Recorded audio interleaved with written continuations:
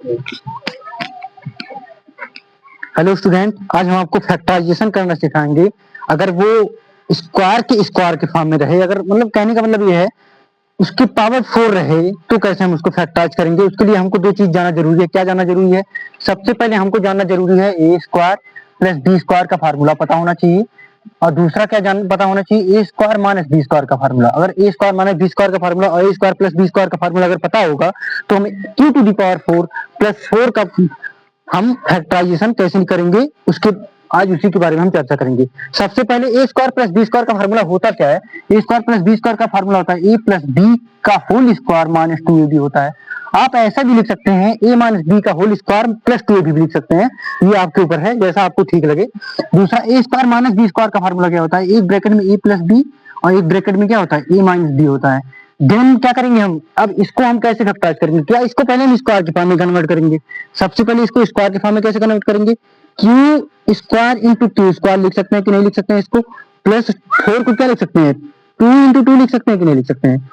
हमको पता है किसी 2 इंटू 2 यानी कि या फिर ए इंटू ए, अगर इसकी पावर कुछ भी नहीं है तो 1 होता है, इसकी पावर कुछ नहीं है तो 1 होता है। हमको पता है a to the power m और a to the power n क्या होता है? A to the power m plus n होता है, ये तो हमको पता है। ये 2 और 1 प्लस 1 यानी कि कितना हो जाएगा? 2 टू दी पावर 2 हो जाएगा। ऐसे इसको हम कर लेंगे, क्या कर लेंगे?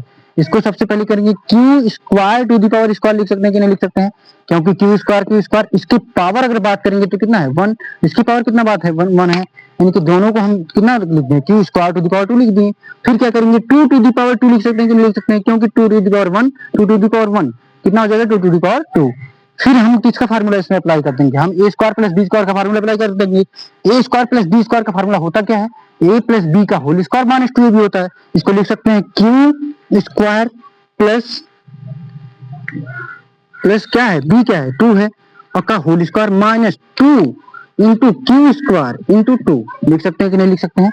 फिर ये किसके फॉर्म में हो गया? अभी हम इसको किसके फॉर्म में लिखेंगे? हम इसके ए स्क्वायर माइनस बी स्क्वायर के फॉर्म में लिख सकते हैं। कैसे लिखेंगे?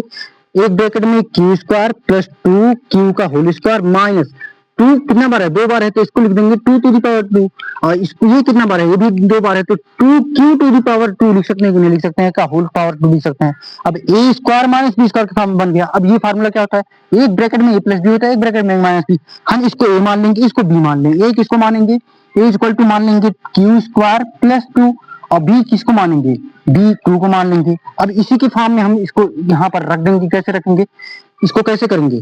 क्यू स्क्वायर प्लस 2 और माइनस 2q, या फिर प्लस 2q पहले कर लेंगे, 2q ये हो जाएगा 2q, हाँ q, और एक ब्रैकेट में, और दूसरे ब्रैकेट में क्या हो जाएगा?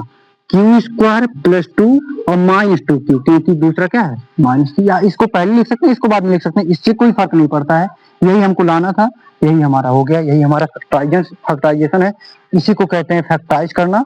हम कैसे फैक्टराइज किसी भी फंक्शन को, ऐसे ही हम अगर क्यू टू दी पावर 6 होता तो कैसे बनाते? उसको भी स्क्वायर में कन्वर्ट करते, फिर उसके बाद लिखते।